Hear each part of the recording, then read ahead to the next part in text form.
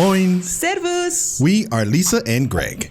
Das heutige Video, how learning German changed the way I think. Yes, and this is brought to you by Brit in Germany. We will include a link in the description so you can go and do all the YouTube stuff over there. So this is going to be an interesting video. So I think everybody kind of knows that I love the German language.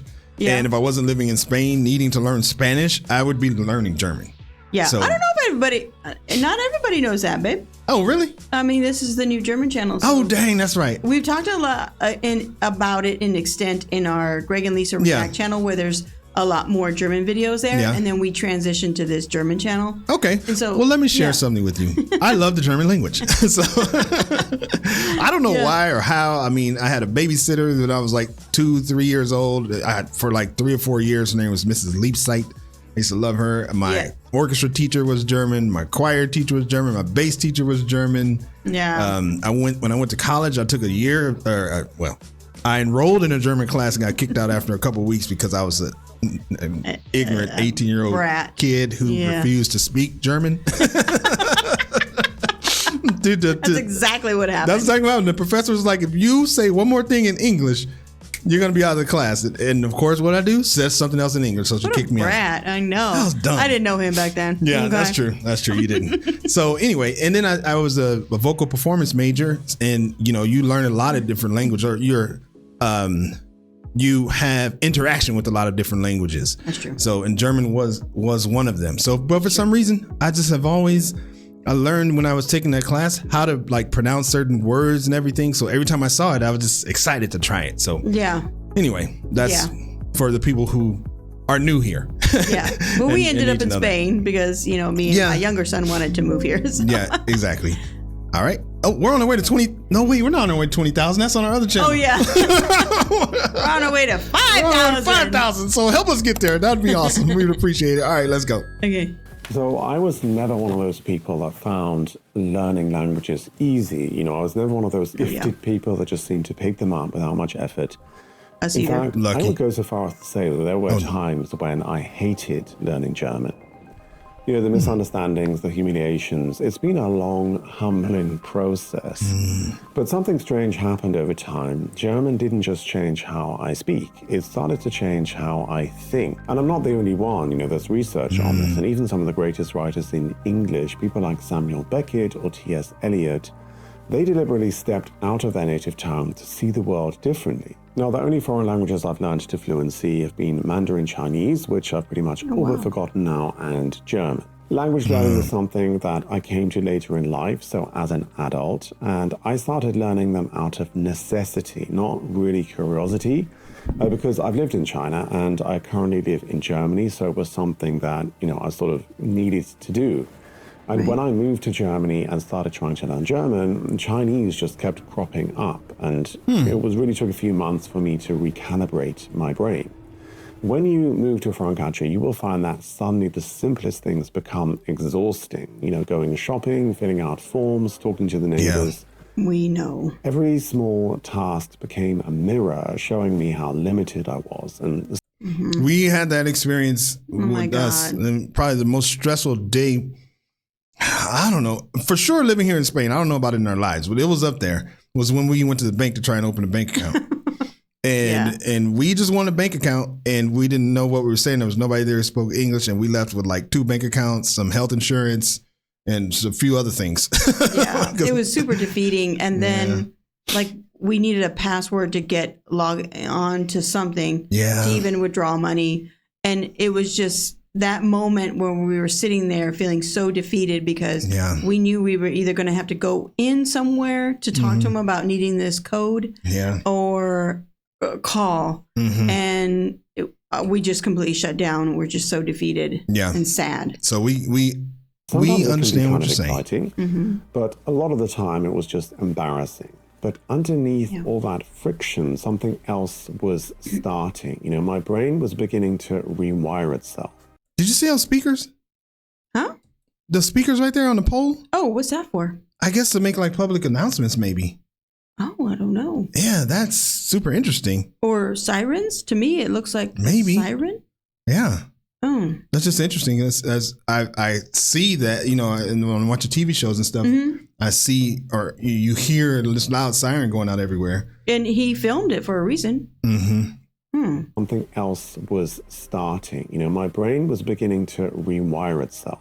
German is rigid, structured, and demands clarity. It forces you to think before you speak, to hold a sentence in your head and only release it once the pieces are in the right order. And that mental clarity, that discipline, started to affect how I thought in general. In English, we're fluent in vagueness. There's just so much left open to interpretation or understood through context. In German, you have to commit. There's actually a study from the University of Chicago that shows when people make decisions in a second language, they're less emotionally biased and more rational. And it's called the foreign language effect. So it's not just anecdotal. Thinking in a second language creates mental distance, and that distance gives you perspective.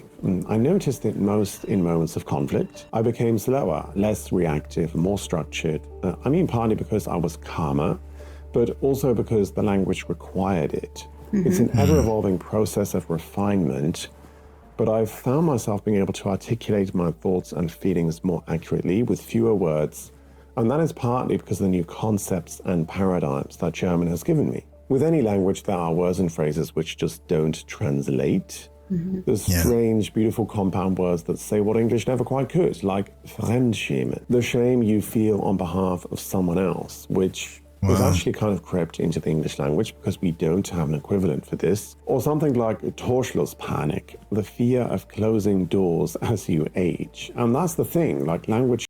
Wow. What? The fear of closing doors as you age. Go back to the, last chance anxiety. Oh, it's. Midlife panic. Oh. Oh, that's interesting. That is interesting. Panik. See, I get the Spanish mixed in with, like I would say, torch luz panic. Panic. If it was Spanish.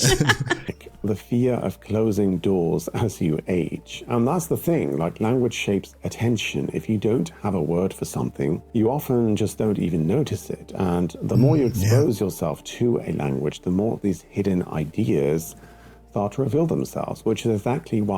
I wonder why he showed that. Das Bauhaus kommt, kommt. Or he crossed that out. I don't know if that's flow or that's Weimer. Isn't it the something Weimar. Of water? The flow of water? No. Wasser is water. Oh, Wasser. okay. Language, the more these hidden ideas start to reveal themselves. Now, some words don't just name emotions, they actually reveal entire new ways of thinking. And one word which really stopped me in my tracks was aufarbeiten. This really doesn't have an equivalent in English. We might say to process or to work through or to come to terms with, but none of these really quite carry the weight that aufarbeiten does. In German, it's not passive reflection, it's an active moral. Why is he showing these little things? I don't know signs. If he's trying to, if there's a message he's trying to deliver here. Nie wieder ist Jets. I think I don't know what that means. Because I don't think these don't look like combination words, or is that what it's called? Compound words. Compound words. Yeah. Doesn't look like one. No, so I don't know. Just in German, it's not passive reflection, it's an active moral effort, to look at what's been hidden or denied and to face it fully. You hear it mostly in the context of history, like Vergangenheitsaufarbeitung, the working through of the past, or actually also in this context, another word is Bewältigung, like Vergangenheitsbewältigung. This has become a little bit more antiquated, but there is just so much depth behind this word. It means to wrestle with or to overcome emotionally and morally. Not to forget, but to carry consciously. And so after the war, Germany didn't just rebuild its cities, it rebuilt its memory through education, through public debate, through monuments and literature. And I wonder how you know that these words mean so much. Like, I guess somebody has to be teaching you that these words are so powerful and more powerful than what the English translation can convey. Yeah. So somebody has to tell you that, and I mean, it's you just have to like grasp that. Right. As an English speaker, you have to be like, oh, I don't know. Yeah. You have to learn it somehow. I think it's just you, like, for example, you know that if somebody says que no, you mean that has that emphasis. Yeah. So you just like learn over time. Like there's words in English too that you learn that they carry more weight. They're more serious. They're more formal. They're all of these things. So maybe that's how. There was this collective effort to not or to never forget. And it can also be found in therapy or personal development, like ich muss meine Kindheit aufarbeiten. I have to work through my childhood. But work through has many contexts and that are not really specifically related to emotional or cognitive processing. So German gave me a word for what I'd never really thought to do in English, to work through something and to move on, not to tidy it up. And actually the literal translation means to work up, which gives not only the feeling of moving forward, but also of moving upward. And so there's this incredible sense of vast, expansive momentum. And it's that kind of shift that you just can't unsee. The point I'm trying to make is that you don't just learn vocabulary, you inherit a worldview. The language is the vessel for the...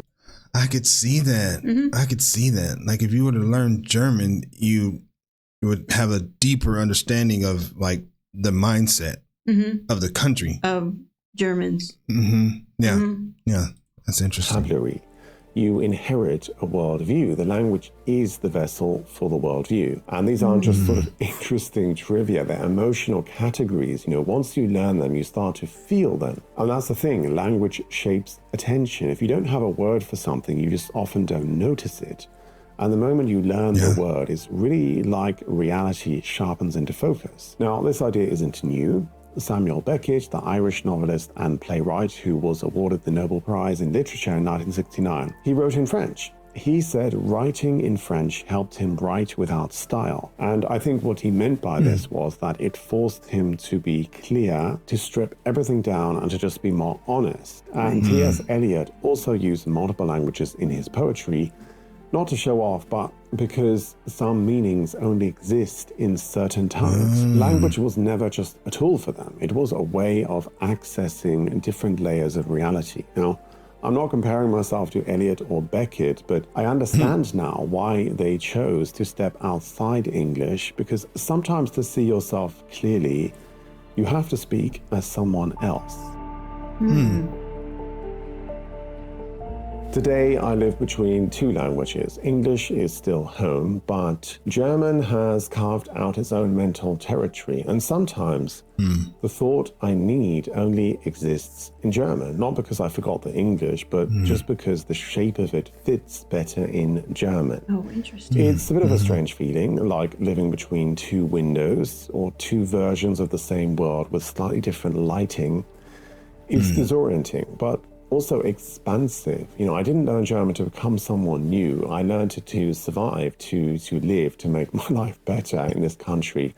But in the process, I noticed something deeper happening. My language changed, my thoughts changed, and somewhere along the way, I did as well. There's so much technological change and rapid development of language tools right now. People love to theorize that language learning will be a thing of the past, and that we will just have AI to translate everything for us in real time, which might be true. Practically, it might not be necessary anymore, but I still struggle to see how we can replace the emotional impact of language learning. That process of making mistakes, of being embarrassed or excited when you finally make breakthroughs, the emotional understanding of a foreign concept that only really comes after having learned and heard and experienced it in a multitude of different contexts. I think learning a foreign language is the ultimate self-development tool. There's just nothing quite like it. That's true. That's just me. What about you? Have you learned a foreign... I think that's cool. I liked how he related it to like emotions. Like the language gives you a whole set of new emotions. Of how to express yourself that your native tongue just can't. Right. I think that's interesting. Yeah, it's super interesting. Mm-hmm. So, all right, let's take a look and see what the people got to say here. As a Ukrainian refugee in Berlin, I started to learn English and, und, which means and. Oh, yeah. Und Deutsch gleich die Scheiße. I messed that all up. Okay. Now I speak und think in, I see what he's doing. He's mixing between, he's messing me up. My brain doesn't go that fast. And if I translate to English, I don't know. In disastrous mix of 4 languages. Oh, wow. Including my native ones. Unfortunately, my personality didn't change. Maybe because I'm too old, but I'm afraid that this mix will never be unmingled. That's really creative comment. He messed me up for sure. All right. The moment you begin to think in the language, you learn and stop translating the thoughts in your head, you feel ease. Yeah. That's an obvious statement. You don't just learn a language, you inherit a world view. The language is the vessel to world view. Well said, sir. Mm-hmm. All right. That was a good one. Now, I mean, I think that's interesting how they have German has their own language to express their history. Right. It's so fascinating. Yeah. So I did want to say this was a recommendation. Oh, yes. So we definitely want to point that out. So this was DNKYHNTR. Not exactly sure how to pronounce that, but you know who you are out there. Yeah. Does that ring a bell to you? Yeah, he just said that it could help you understand German even better. And it's about how learning German changed the way you think. Right. So, right. Which is, I think, is what you were saying. Mm-hmm. That the fact it's just interesting to think that you can actually learn a language that is more than just trying to get around town. It like changes your worldview. Yeah. Which is super interesting. How fascinating. And it comes as a surprise to some people when that happens. So I wonder if it happens to everybody, or is he just unique and managed to think about it a little bit? Yeah. So I don't know. Yeah. So we got a couple important things here. We do have a Discord. The link is going to be in the description, and that is for your enjoyment. Hop on over there. We're growing. We almost have 100 people in the Discord right now. Yeah. We do have another channel, Greg and Lisa React. Now, the biggest thing for you is that we have over 80 German reaction videos over there. So we'll include a link so you can go on over there and check that out as well. And like the video, that helps the channel a lot. Wie immer, danke fürs Zuschauen und bis zum nächsten Video. Bye. Peace.